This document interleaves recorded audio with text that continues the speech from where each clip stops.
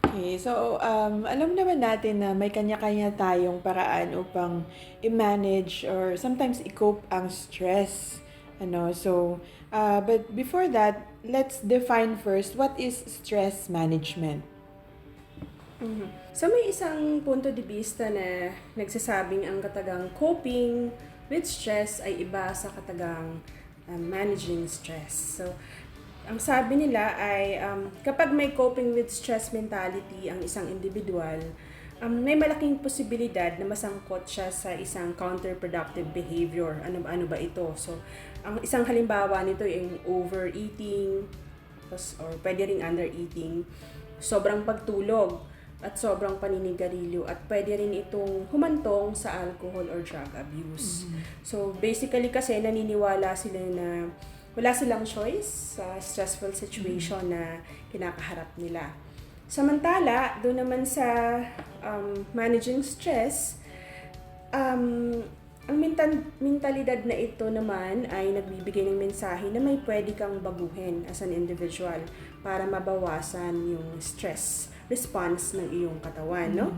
So kapag napababa na daw kasi yung stress level, ay magkakaroon na tayo ng internal balance sa ating katawan. So ito naman ay magbibigay daan para sa isa pang mahalagang skill na tinatawag naman nilang mastering stress. So from managing stress, we master stress.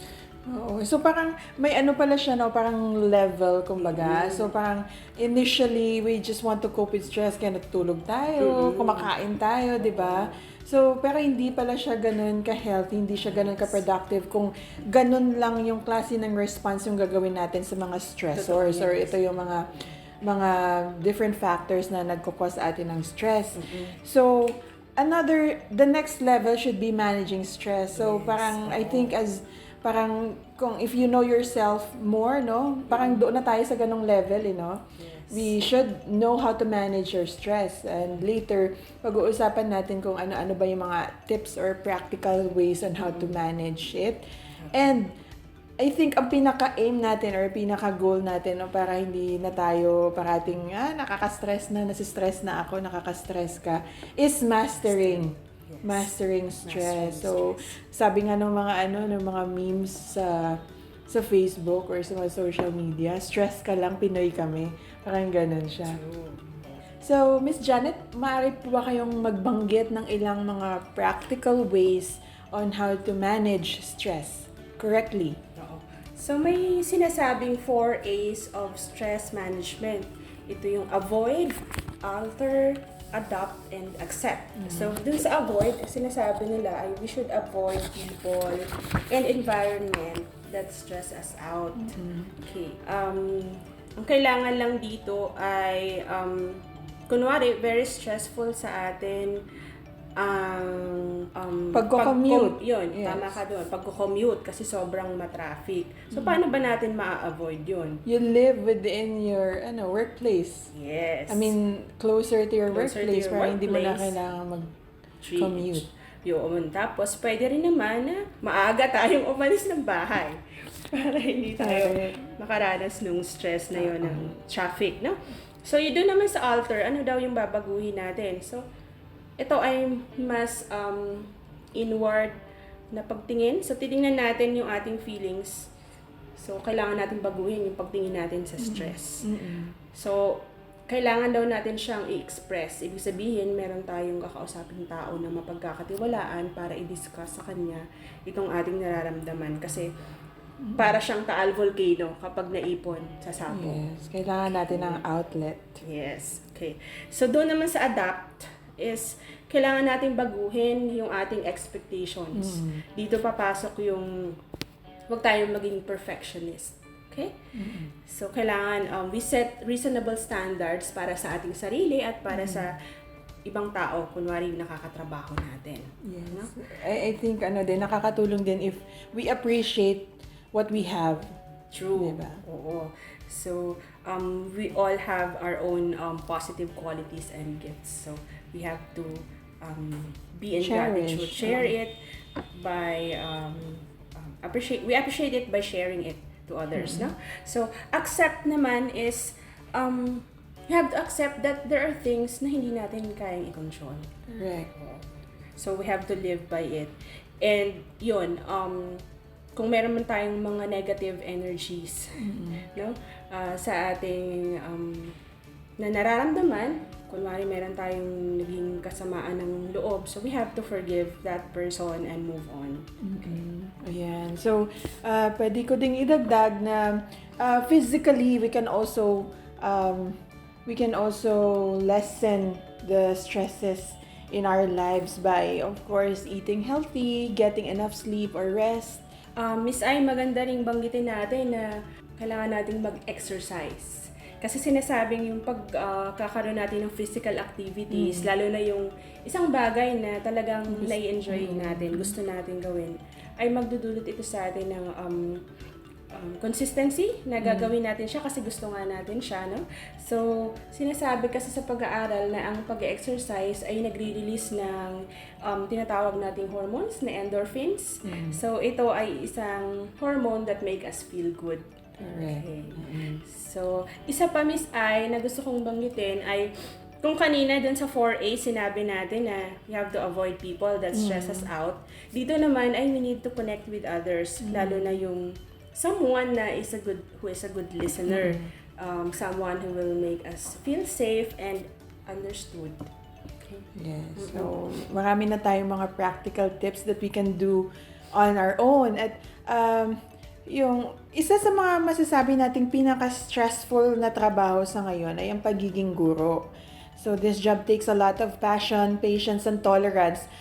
Okay, so Miss Ai, base sa mga pag-aaral, ang mga sumusunod ay major source of stress ng ating mga kaguruan, no? So, andyan yung lack of time dahil sila ay sobrang busy sa different roles na binibigay sa kanila. Correct. Sa school o sa bahay man. Okay, no? So, pangalawa ay yung mga mayroong poor relationship with colleagues or even with their superiors. So, napakahirap nun na magkakasama kayo sa isang workplace tapos hindi kayo magkakasundo, no?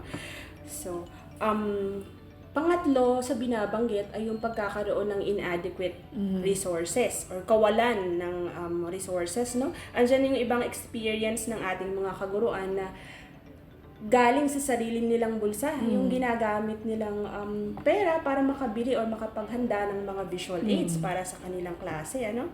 So, nandiyan din ang pag-cope nila sa change.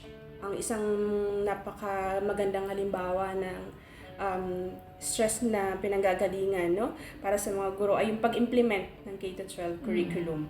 Na hindi naman talaga sila nagkaroon ng tamang kasanayan para i-implement ito, no? Tapos, pang-anim, mayroon ding sinasabing sila ay nasa-stress dahil sa pagkakaroon ng mga evaluation processes. So, ito ay ginagawa sa kanila ng kanilang mga superiors at nandyan din, hindi maikakaila na even yung parents, no, na i-evaluate yung mga teachers natin.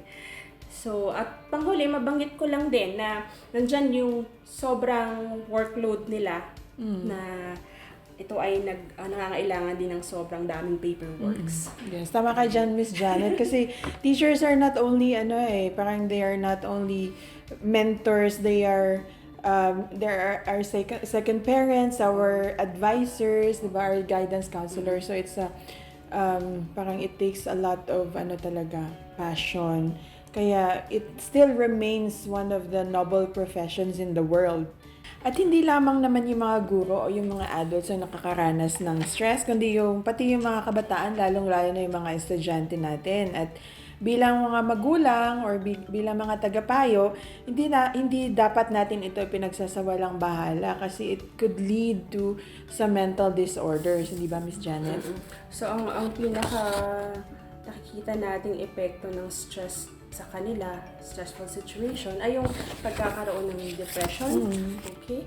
So, lalo na rin, nandyan yung stressful situation na kinukumpara nila yung sarili nila sa kanilang mga peers. At ito ay, ang pinanggagalingan nito kalimitan ay yung mga post sa social media. Correct. Okay, so that's a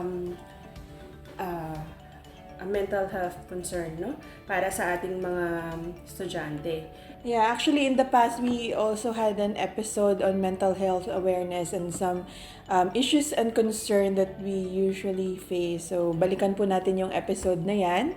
Available po siya sa ating Facebook, which our CEM Facebook page, and also in our YouTube channel. So ayan po. So, marami ding mga stressors yung estudyante natin eh. So, yung meron nga yung mga school requirements, di ba? Totoo yan, Syempre, hindi din nawawala yung mga issues sa bahay, sa mga friends, sa mga romantic relationships. Kaya, kailangan natin silang suportahan. And paano natin sila masuportahan upang maibsan din yung kanilang mga stresses? There are several ways, di ba? First of all, we need to teach them time management kasi usually yung schedule talaga nagiging problema. Hindi lang naman ng mga kabataan eh. Lahat tayo, di ba? So, we need to learn how to prepare and how to plan ahead.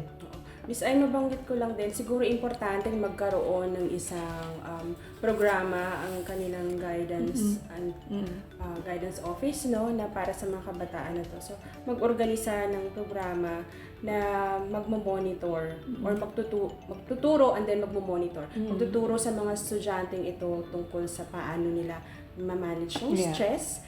And yun, i-monitor nila yung mga estudyante nila. Yeah, I think that's one of the programs na kailangan isinasagawa ng ating mga guidance offices, di ba? So, and of course, kailangan natin na we want to make them feel na they can rely on us para hindi sila mapunta kumbaga sa maling landas, 'di ba? Kasi sometimes they resort to drugs or alcohol or yung mga mga maling barkada kumbaga kasi they don't feel na they can share their problems with their parents or with their teachers, kaya kailangan na maging tayo, parang we have to stand as a figure na pwede nilang lapitan anytime. And then we have to acknowledge them. We need to acknowledge their accomplishments. At saka kung may mga mali silang nagagawa, wag natin agad silang pagalitan kung hindi pa intindi natin sa kanila na the consequences of their bad actions. And of course, let's, as teachers, di ba, kailangan natin na panatilihin na maging fun pa din and engaging yung mga lessons para talaga sila, ma-motivate sila na mag-stay in school, di ba? And what else? We need to learn how to speak their language kasi sometimes yan yung nagiging barrier kasi yung communication because we don't understand them eh. Iba nga. Millennials na, ika nga. Part pa din naman tayo ng millennials, di ba? Ayun. So, well, sa dinami-dami ng mga binanggit nating mga pamamaraan o mga tips on how to prevent or to control stress, but sometimes to manage stress or eventually master stress, sometimes it won't work eh. Pero buti na lang sa kasulukuyang natin ay there are people or professionals that we can turn to if all else fails, di ba, Miss Janet? Oo. Mabuti na banggit mo yan, Miss Ay, kasi sa aking karanasan bilang psikolohista, karamihan ay hindi pa rin bukas sa pagkonsulta sa isang mental health professional, mapa-psychologist man yan o psychiatrist, no? So nandoon pa rin kasi yung tinatawag nating stigma na maaaring nagmumula sa kakulangan ng pangunawa sa ganitong sitwasyon. So, sana po ay mabago ang pananaw na ito at para naman lumawak ang ating pangunawa. At bilang pangwakas, nais lamang po namin ipaalala sa ating mga kapanalig na bagamat mahirap talagang iwasan ng stress at masasabi nating bahagi na talaga ito ng araw-araw nating pamumuhay, ay sikapin pa rin po nating labanan ito sa pamamagitan ng mga tips na binanggit namin kanina. At of course, wag nating kalimutang maging positibo sa lahat ng bagay sa kabila ng mga alalahanin na ating dinadana. So, mind over matter, kumbaga. Okay. So, ayan, isa na naman pong makabuluhang paksa ang ating natalakay ngayong umaga. At samahan po ninyo kami ulit sa susunod na Sabado sa parehong oras, alas 8 hanggang alas 8:30 ng umaga. So please follow us on Facebook for the replay of this show and for more updates on our upcoming events. So maraming salamat sa inyong pagtutok. Muli kami ang inyong mga kapanalig mula sa the Center for Educational Measurement Incorporated, CEM, the Test of Excellence na nagsasabing, sumainyo ang katotohanan.